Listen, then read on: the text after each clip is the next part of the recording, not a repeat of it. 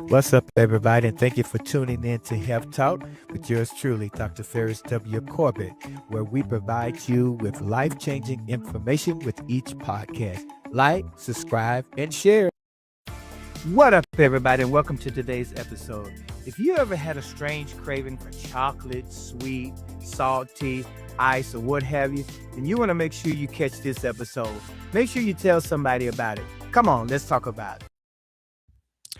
Good evening, and how's everybody's nights going? I am so glad that you are here with us on tonight. Thank you for taking time out of your busy schedule to join us here on Health Talk. And tonight we have a very interesting topic, and I think you all are going to find this topic to be beneficial and informative. So, again, thank you for taking your time to come on and just join us here on Health Talk tonight. Tonight, we're going to talk about what your cravings are trying to tell you science, stress, and the body language. But before we begin, let me ask you something. Have you ever found yourself craving something specific? Not just regular hunger, but a pull towards some type of salty food, maybe some type of chocolate food, maybe something sugary, or even something crunchy. And you thought to yourself, what is wrong with me? Well, tonight we're going to flip that question because cravings, they are not moral failures, they are not weakness, and they are not your body betraying you in any type of way. Cravings are information. And when we slow down to listen, they can tell us a lot about our biology, our nutrition, our stress levels, our nervous system, and sometimes our trauma history. This is about understanding your body. Thank you so much for joining us here tonight. Do us a favor, tag somebody, like, and share. I think you're going to find this information from this podcast to be very, very beneficial. So share it with somebody. Again, take a few minutes, like, share, tag somebody. And if you're not following us on our Health Talk Facebook page, please head on over there and follow us. And if you're not subscribed to our YouTube channel, head on over there and subscribe to our YouTube channel as well. Okay? And Health Talk is a part of He Cares Training and Education Center, where yours truly, Dr. Corbett, is the founder and CEO, and Dr. Deidre Willis is our co founder and executive vice president. Check us out. All right. So, what a craving actually is. So, what is a craving? And I'm sure we've all had them. Some might have had them more often than others, but we have all had cravings. Yeah, we all had them. But what actually are cravings? Now, scientifically speaking, a craving is a neurobiological signal. It's your body way of signaling something to you to let you know that something is going on. That's your body way of letting you know that.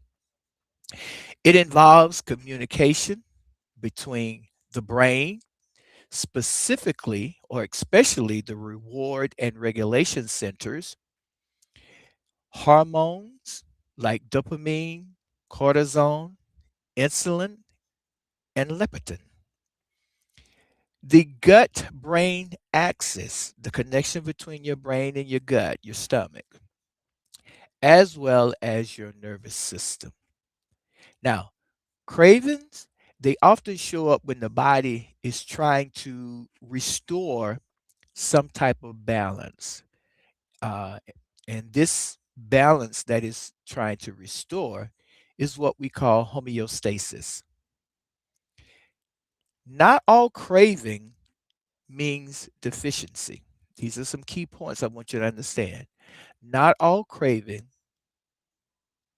means that there's a deficiency, but many cravings are the body asking for something. It's either energy, minerals, regulation, comfort, or safety.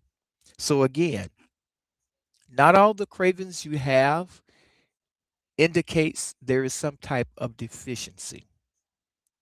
But a lot of the cravings that we experience and that we have, that's our body's way of saying, I need something. I either need energy, I either need minerals, I either need regulation, I need comfort, or either I need safety. Now, let us understand. Let's talk about understanding craving patterns and their frequency. Before we talk about why we crave things, it is important for us to talk about how often cravings show up because the frequency of these cravings that we have tells a story as well as the cravings themselves. Okay? So, cravings, they can vary in duration and frequency. In other words, they vary in how long they last and how often they occur. And these patterns or those patterns often reflect temporary or ongoing influences in the body and the environment, not anything personal, no personal failure or nothing like that. So let's talk about occasional cravings. So when you have occasional cravings, they may be influenced by short term factors such as temporary stress. People get stressed, and I know some of you may have heard of the term stress eating. That's where that term kind of coincides with. So it's a temporary stress. This occasional craving may also come from missed or delayed meals. So, such as, oh, I forgot to eat lunch, or I'll eat later on. So, these occasional cravings may come from those missed meals or delayed meals. Sleep disruption. Commonly, it's recommended that we should get at least 6 to 8 hours of sleep. So when there's a sleep disruption where we maybe only can get 3, 4 hours of sleep, or we go to bed and we get up early, so those sleep disruptions can cause occasional cravings. Also, situational or emotional triggers, and that's things that may happen where we become very stressful or our emotions, something that cause an emotional outburst, emotional disturbance, and that creates those occasional cravings. Now, these cravings, they are often resolved once balance is restored, once that emotional trigger or that situational trigger or sleep is improved or the stress is reduced, those things, once those balances are brought back into restoration, then you won't be experiencing, in most instances, you won't be experiencing that occasional craving. Now, if you're having cravings a few times a week, okay, so these cravings that show up several times a week may be reflected of things such as repeated stress exposure, being exposed to stressful situation on a repetitive basis. When you have those cravings a few times a week, they may be linked to or related to that. Also, repeated stress exposure, like I said, also inconsistent in nutrition or hydration. You're not drinking enough. You're not.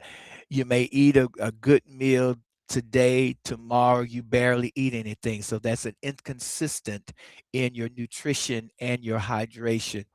Maybe 2 days straight you drinking plenty of fluids, eating right and all that, and then 3 days out of later you're skipping and you're hitting and missing. So inconsistency in nutrition or hydration. Also, energy demand exceeding recovering. In other words, your body is burning more energy, needing more energy, consuming more energy than the body has the time to relax, rest, and recover. Okay. And also habitual cues tied to routine or environment. These are when you have those cravings a few times a week. Those habitual cues, those cues that become habit forming, and they're tied to things such as routine or environment. Routine such as I don't eat breakfast, but I barely eat lunch, but then I make sure I eat a good full supper. These are habitual cues tied to routine or environment. That routine pattern, I don't eat breakfast in the morning. I might eat a light lunch or I might not eat lunch at all. And once I get home, I eat a full meal or vice versa.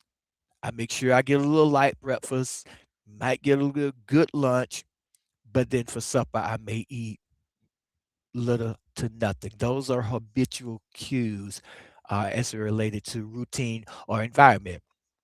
Now, these patterns are not something to judge, but they're worth noticing. They're worth paying attention to because, as I said, they could be signaling to us and to our body that something is going on. I'm missing something. That's your body way of saying, I'm missing something. That's what these cravings are. The body's unique way of saying, I'm missing something. Hey, I'm over here. Pay me some attention. Okay. Now, we talked about the occasional cravings. We talked about, a few times a week. Now we're going to talk about those daily or those persistence craving that you have. I mean, you're constantly having them every day. You got a craving for something salty. I got a craving for some chocolate. I got a craving for some ice. Oh, I just got to have me some sweets. I'm talking to myself. But those daily or those persistent craving.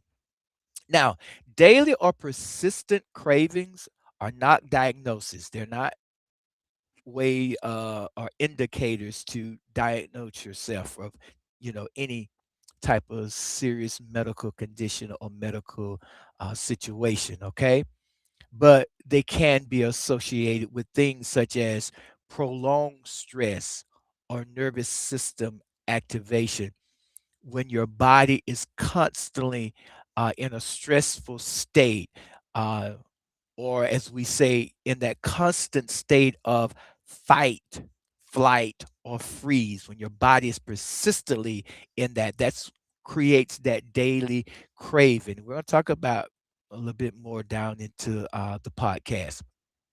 Also, ongoing lifestyle strain. Your body is constantly being put to stressful, strainsful situation. You're constantly being strained.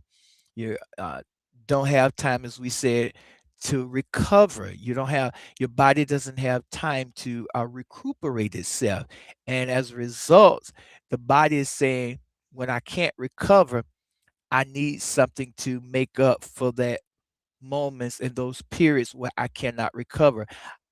I need attention." That's what your body is saying. I need attention. Also, repeated blood sugar swings.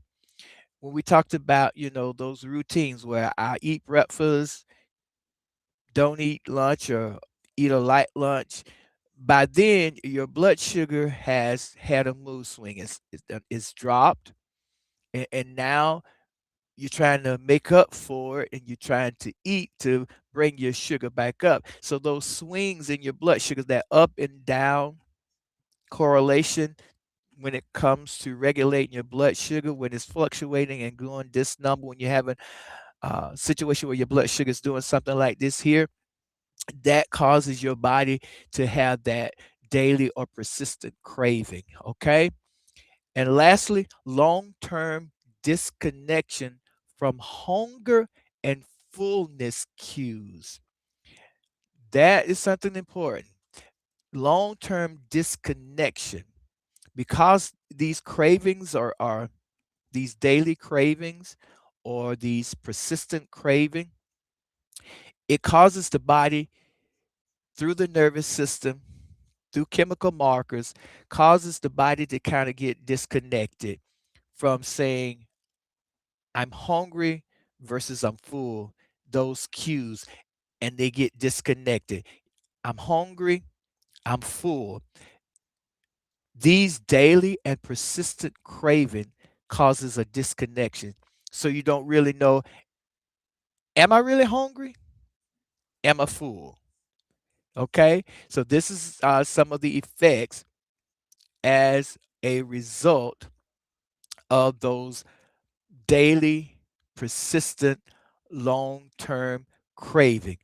And we need to pay attention to what our body is telling us. So, persistent craving are information. Sometimes they are invitation to pause, reassess, and consider additional support. If it's stress, then I need to seek some type of counseling.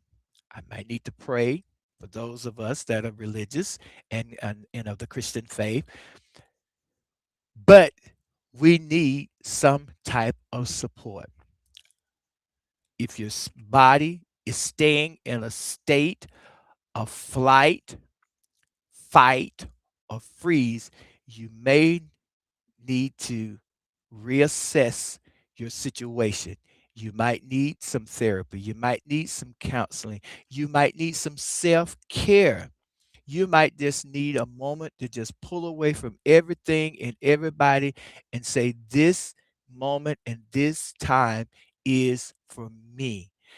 Your body is trying to tell you something or tell us something through these various cravings.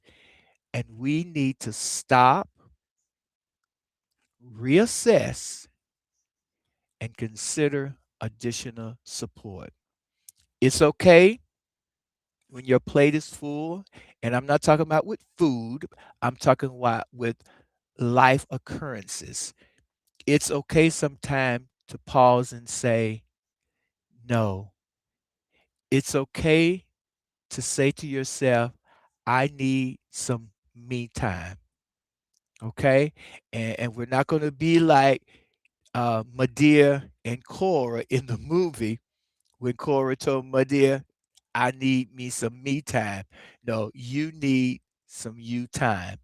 And it's very, very important that you provide yourself with that self care and that you take time to have that me time for you. It's okay to pull away from things that draws your strength, that draws your energy. And I know for some of you, you are thinking, well, I just don't have time. My plate is so full. I just got so much to do. If I don't do listen, you need that you moment, that you time. Even if it's nothing but an hour, 30 minutes to an hour, you need that you time. Okay? These cravings, as we said, they're information that our body is trying to convey to us. And if we do not pay attention to this information that our body is trying to convey to us, then our body will respond in a way that we may not like. That's just a little tidbit on there, okay? I just threw that in. All right. Now, from a trauma informed perspective, Long term stress and trauma can influence how the body signal needs. So when there's long-term stress or there's some type of trauma, it has a way of influencing how our body will signal what we need. Okay.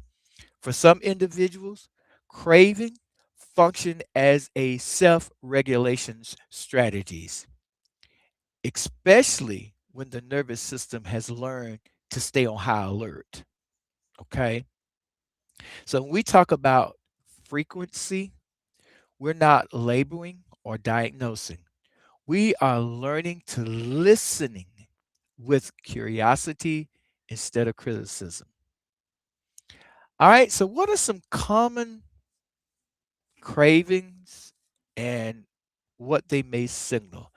Now, understand that there are a lot of cravings, but we're going to talk about a few specific ones on tonight's episode. Okay, so let's talk through some of the most common cravings, not as a diagnose, but as pattern supported by research.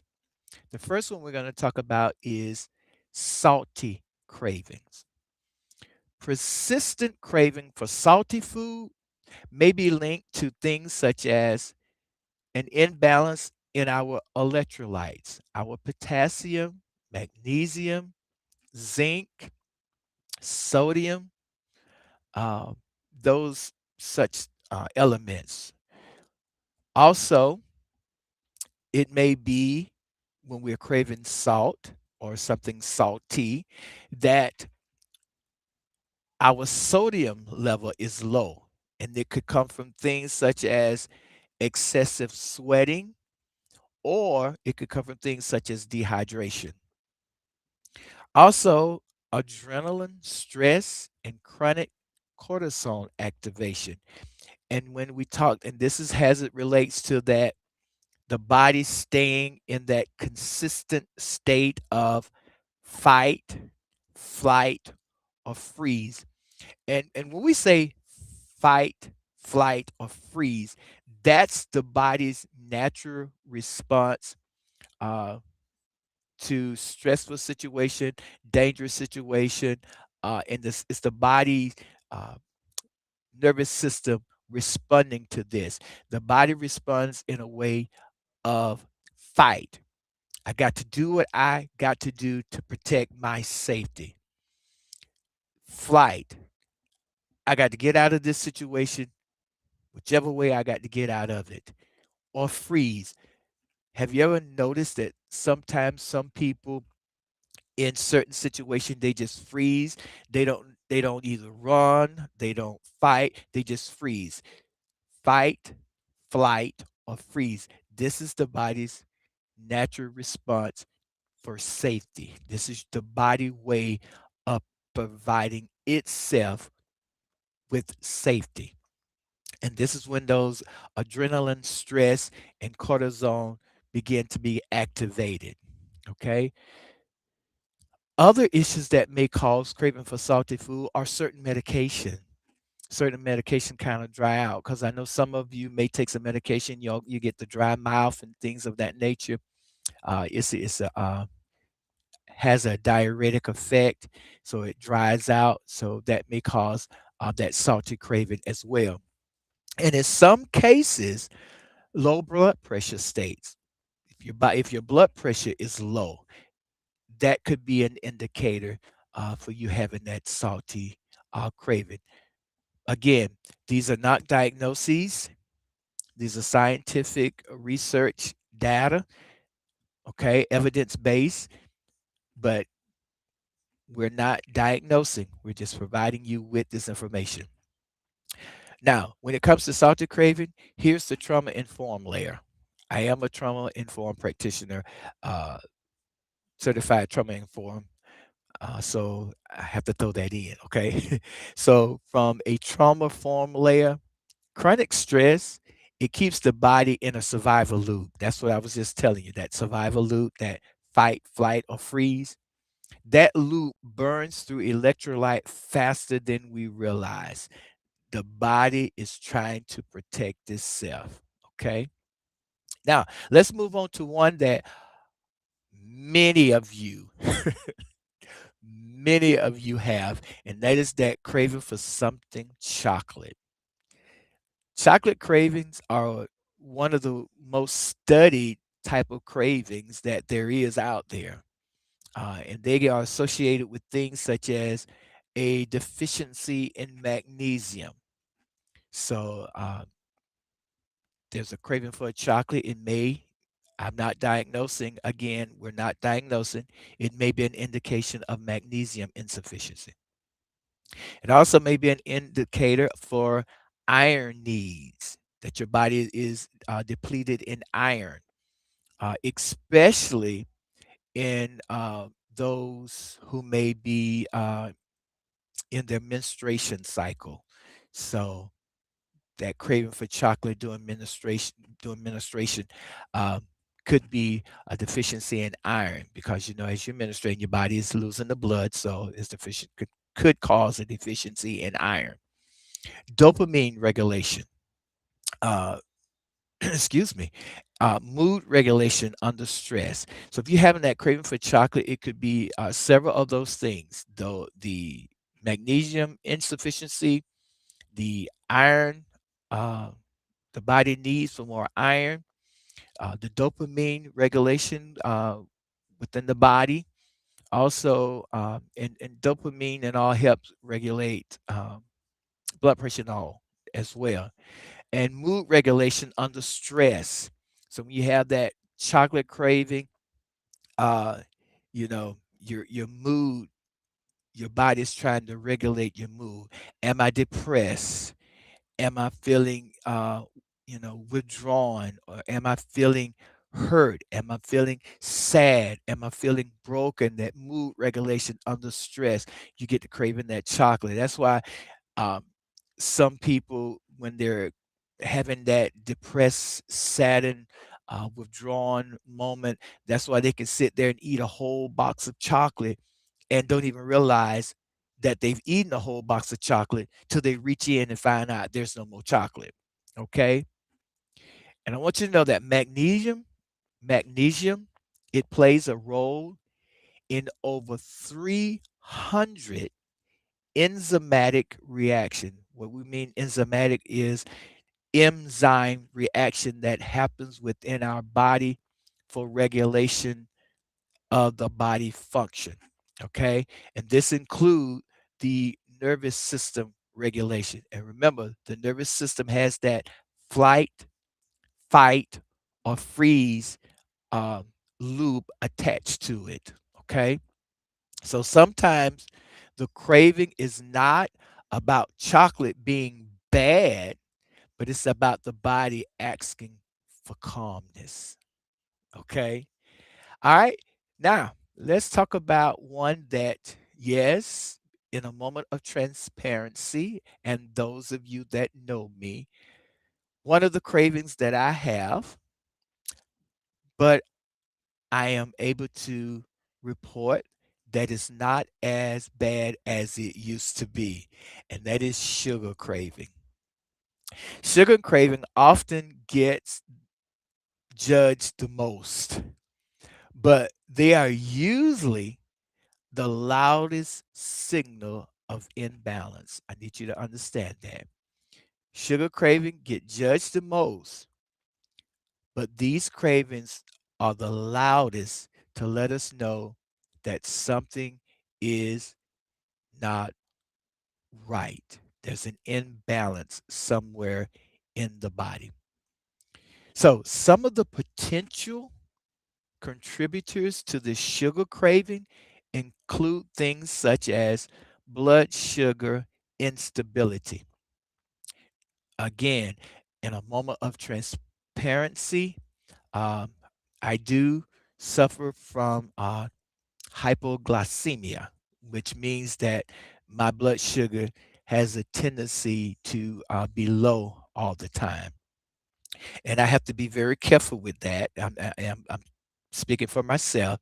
I have to be very careful with that because constantly having hypoglycemia could eventually turn into diabetes. So I have to be mindful of that, and I have to make sure I kind of keep that in check. So blood sugar instability.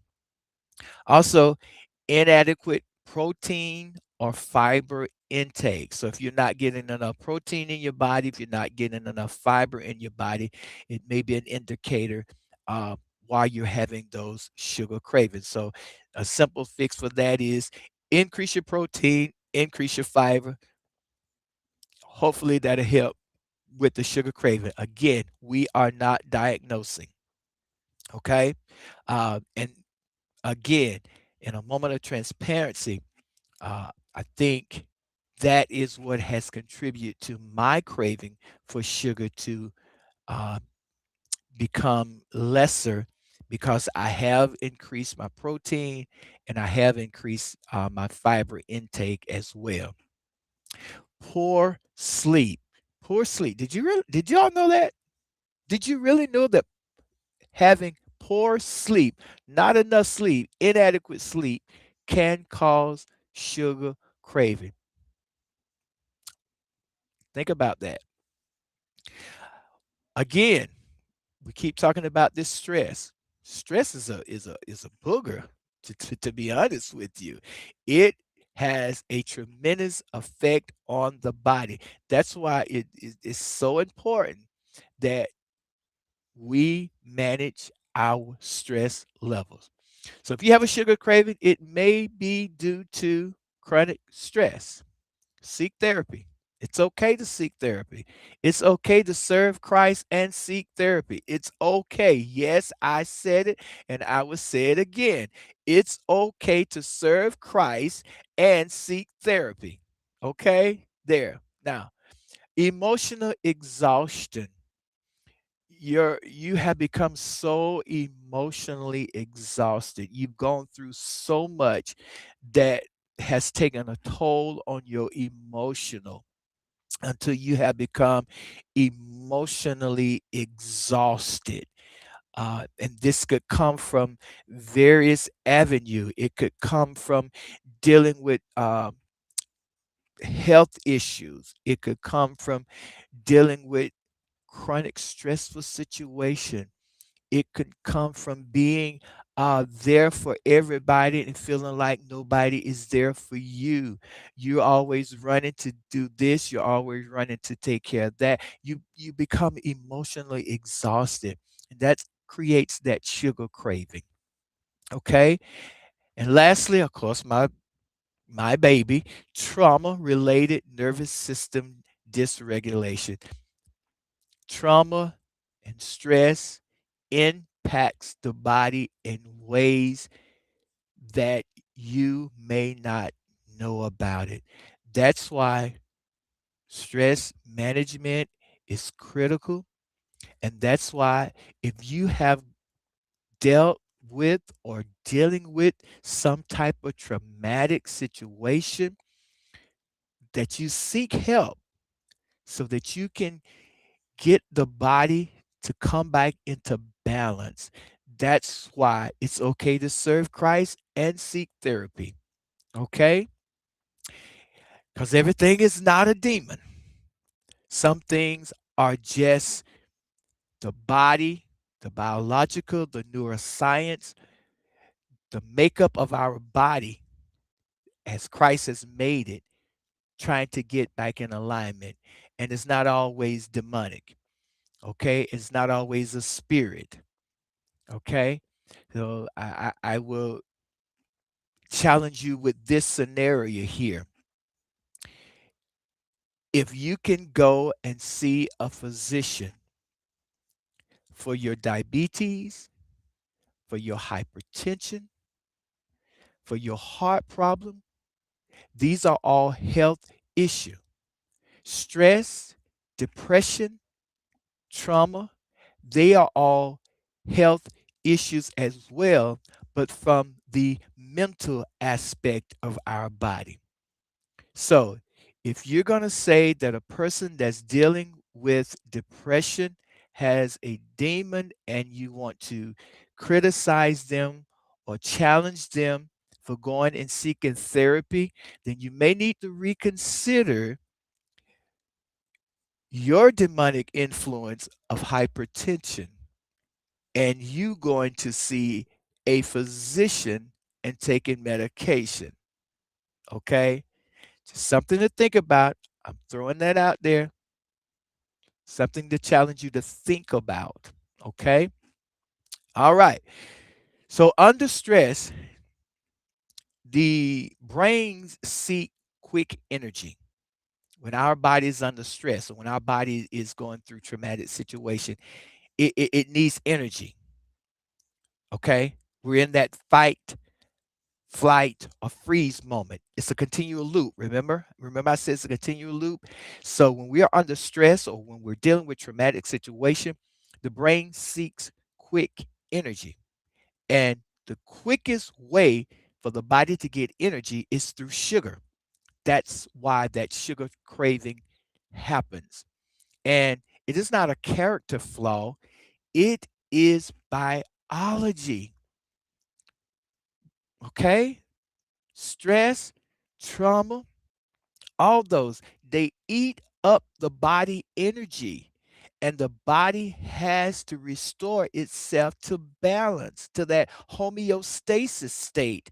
And that is why it has that craving for sugar, because sugar is the fastest way to give the body energy. All right. You might have a craving for carbs and bread. Constantly, yeah, I just got to have me some bread, got to give me some kind of carb in my body. Carbohydrates are the body's preferred fuel source for our brain. Okay. So these craving for carbs or bread, they may be an indicator or they may be reflection that there's an inadequate caloric intake, meaning I'm not taking in enough calories through the day for my brain to be fueled to operate so it can tell my body how it needs to operate. Okay. Also, high cognitive or emotional demand. When you have a craving for carbs or bread and sugar, that means you have a high cognitive or emotional demand, something that's causing you to constantly be alert, be attentive, or some type of emotional demand, whether say for instance, if you are a caretaker or if you are a healthcare provider, those specific areas cause for high cognitive or emotional demand because you have to be constantly alert. You have to be constantly uh, dealing with emotional and stressful situation. Okay, serotonin regulation. Also, long-term stress cannot get us to understand enough how stress and trauma affects our body. Okay, when life feels heavy, the brain is looking for some grounding. When your life feels like everything is being thrown at me all at once, and it's just so, it's life is just the weight of everything is on me. I'm carrying everything, and in some instance, the body says, "I need grounding. This is just a little bit too much. I'm about to break down." And this is why you have people that have uh, breakdowns, quote unquote, because the body has been overloaded. And we didn't pay attention to these little simple little cues, such as cravings. And lastly, I'm going to talk about ice craving. Hmm. Yeah. Phagophagia. Phagophagia. I think I said it correct. That is the legal medical terminology for ice craving. Phagophagia. I think I said it right. Craving ice, chewing ice, especially not just so much as wanting ice. It's the chewing of the ice. I have a dear uh, person. And my dear sister, she has, I don't know if she still does, I think she does, but she has a craving for ice. She's got to have that shaved ice. Uh, she would even at times would, when the ice build up in the freezer, would go and scrape the ice out the freezer. I know she's gonna kill me for saying this, but she was gonna scrape the ice out the freezer and just start eating the ice. That's that phagophagia, craving ice, the chewing of it especially. It has a well documented association with iron deficiency. So if you've got that craving, you just got to have some ice. You just got to crunch and crunch that ice. You need to crunch that ice. It may be that you have an iron deficiency. And this one is important. Okay. This one is very important. And it's so important that I want to say this very clear to you that are listening and you that may catch this on replay. I want to say this to you very clearly. If ice craving is persistent, it deserves a medical conversation. In other words, have a discussion with your healthcare provider. Okay. All right. We're getting ready to wrap it up. The trauma informed perspective as it relates to cravings. Now, here's the part we do not talk about enough, and that is trauma changes the body signaling system. When there is trauma, stress, it has it cause that disconnection, and the body can't send those signals appropriately and in the way that they need to send them. Research have shown trauma and stress can alter hunger and satiety cues. In other words, a feeling of full and hunger. Trauma and stress alter those cues. Okay. That's why when some people are dealing with stress and depression, they don't eat because those cues for feeling full and wanting something to eat or being hungry, those cues gets crossed, get altered. So that's why they may go for days and not eat anything. They may go for hours and not eat anything when they're in that depressed and traumatic state. And this is why. It increased the cortisol and insulin resistance. Okay. It increases that cortisol level, that fight, flight, freeze. Okay. And causes those blood sugars to be unstable. This is from trauma and stress. Okay. Heighten reward seeking behaviors where those cravings come in. Okay. And it trauma and stress disconnect people from interceptive awareness. And that means the ability to feel internal signals. Again, as we was talking about those hunger cues or those things of that nature. Okay. So people do not crave because they are indulgent. They don't crave because I just want to eat something. I just want to eat something. They don't crave for that reason. They crave because their nervous system has been on high alert for years. Okay. And in that context, cravings are often self soothing strategies, not a lack of discipline. It's not that you're not disciplined, it's that your body is trying to take care of itself and to restore itself back to that homeostasis, the place of balance. Okay, it's not that you're not disciplined. So don't beat yourself up. You are very well disciplined. It's that your body is trying to tell you something. Let's listen to what our body is saying, okay? All right. So, what to do when a craving shows up? Hmm? Instead of asking, how do I stop this craving? How can I get rid of this craving, try asking yourself, what might my body need right now? Hmm? So here's a couple of things that you can do. Pause before reacting. You get that craving for that chocolate, pause. Think about what's going on in my life right now that has me craving this chocolate. I'm using chocolate example. That's any type of those cravings. Pause before reacting.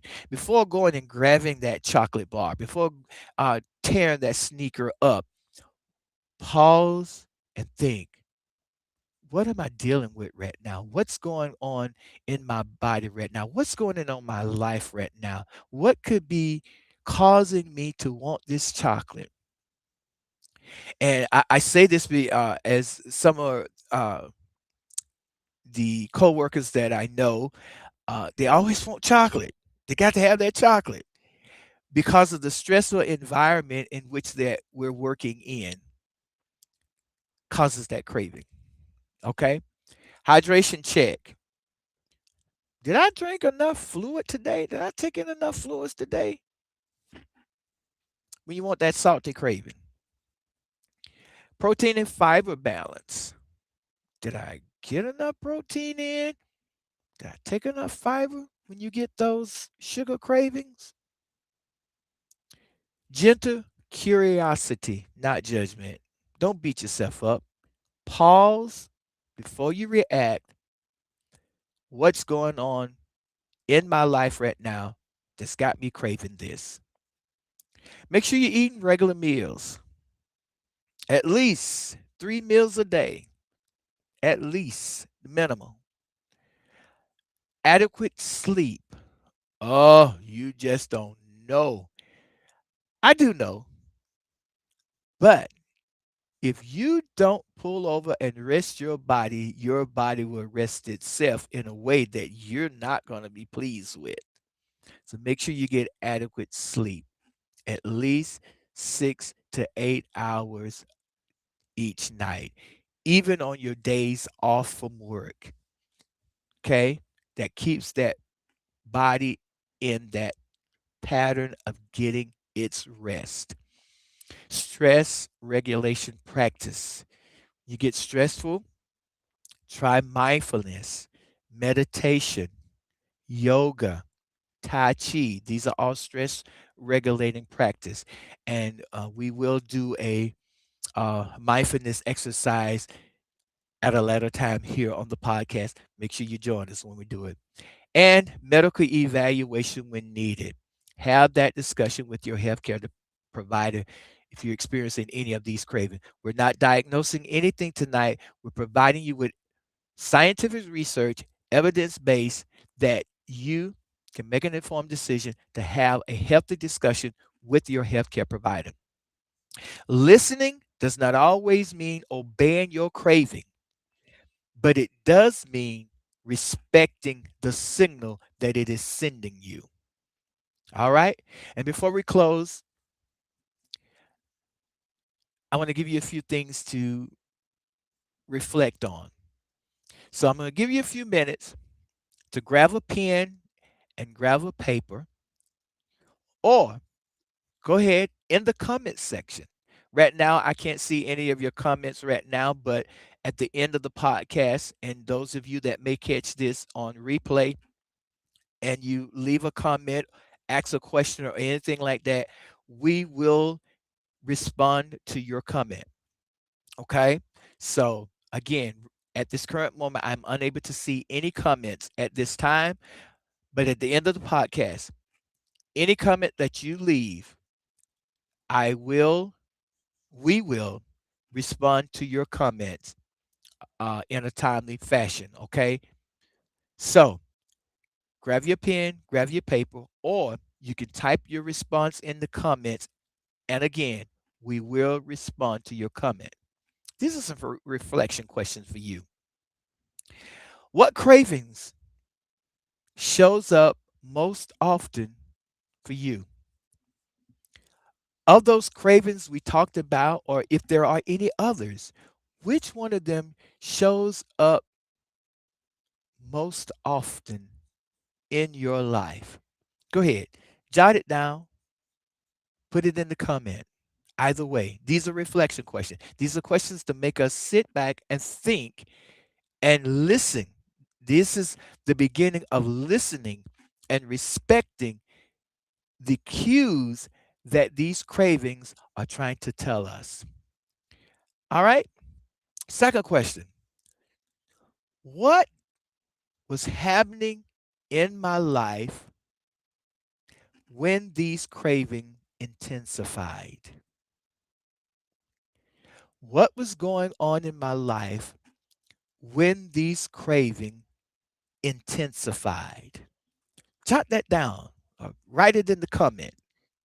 We'd love to hear from you. I promise you, we will respond. Okay. Third thing: how do I usually talk to myself when cravings appear? How do I usually talk to myself when craving appear? Or do I even talk to myself, or do I just give in? Think about it. These are reflection questions. We got two more. What would it feel like to respond with curiosity instead of control? What would it feel like to respond with curiosity instead of control? Instead of saying, no, I can't have that cake.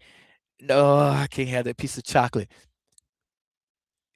But instead, respond with curiosity. Why am I craving this? What's going on? What situation is happening? What's going on in my life right now? And lastly, is there a pattern my body has been trying to tell me about? Is there's a pattern that's occurring in my life? Am I staying in that loop cycle of fight, flight, or freeze? All right. So let's recap these questions again so you can write them down and reflect on them a little later, even after the podcast, or go ahead in the comment section and put your response in that comment section. First one: what craving shows up most often for me? What craving do you have the most? Is it salt? Is it chocolate? Is it ice? Is it sugar? Or maybe it's multiple. What happened, or what was happening in my life when they intensified? What was happening in my life when these cravings intensified? Go ahead, write it down, reflect on it, drop it in the comment. We will respond to you. We promise you we will. How do I usually talk to myself when craving appear? What do you normally say when you have a craving? Or do you even say anything, or you just act upon that craving? Go find that piece of chocolate. Go get that salty food. Get me a cup full of ice. How do I usually talk to myself when these cravings appear? Or do I even talk to myself? What would it feel like to respond with curiosity instead of control? Instead of trying to keep myself from getting that piece of uh, donut, instead of instead of eating a full or whole donut, let me cut it in half. That's a means of trying to control. See what I'm saying? Or instead of getting a whole slice of pizza, let me share a slice with somebody else. This is a means of control. So, what would it feel like if I respond with curiosity instead of control? And curiosity asks question: why do I want this piece of donut? Why do I want this pizza? And lastly, is there a pattern my body has been trying to tell me? These cravings, is there a pattern that's occurring? In other words, every time I get angry, I want chocolate. Every time I feel sad, I want ice cream. These are patterns. So, is there a pattern my body has been trying to tell me about? All right. These are reflection questions. I hope you wrote them down so that you can go back and reflect on them. That's why they're reflection questions. Or go ahead and leave them in the comment section so that we can go back and respond to you in your comment section. Okay. So that we can have that discussion with you. All right. Your body is not the enemy, it has been adapting, surviving, and communicating, sometimes loudly, sometimes quietly. Cravings are not commands, they are messages. These cravings are messages. They're trying to tell us something. And when we learn to listen without shame, we move closer to healing and we move closer to bringing the body back into a state of balance or the state of homeostasis. If this episode has helped you reframe even one moment of self judgment, then it did exactly what we wanted it to do. So be gentle with your body. It's been carrying more than you know. Listen, I am Dr. Ferris Corbett, founder and CEO of He Cares Training and Education Center, along with Dr. Deidre Willis, our Executive Vice President and co founder of He Cares Training and Education Center. Our job is to equip you with evidence based information so that you can make informed decision regarding your health and well being. And we hope that tonight's episode has given you something to sit back and think about. To sit back and say, when I'm having these cravings, what is my body trying to tell me? Instead of just automatically giving in to those cravings. You have the power, you have the ability, you have the strength, and now you have the information to combat these cravings in a way that is helpful and in a way that will help your body to return itself to a state of homeostasis. In other words, heal thyself, physician. You have the authority and the ability to do so. We hope you found this episode to be very beneficial and useful. Thank you. Thank you so much for taking your time to join us here on Health Talk, or whether you catch it in replay. Thank you. Thank you so much. Please do us a huge favor. Leave us a comment. Leave us your thoughts. Leave us your opinion. Leave us your ideas. Express yourself. We will respond to every comment that you make. All right? And think about those reflection questions. Okay? Again, thank you. Thank you so much for joining us. And if you're not following us on our Health Talk Facebook page, please head on over there and follow us. All right? We appreciate it to the highest.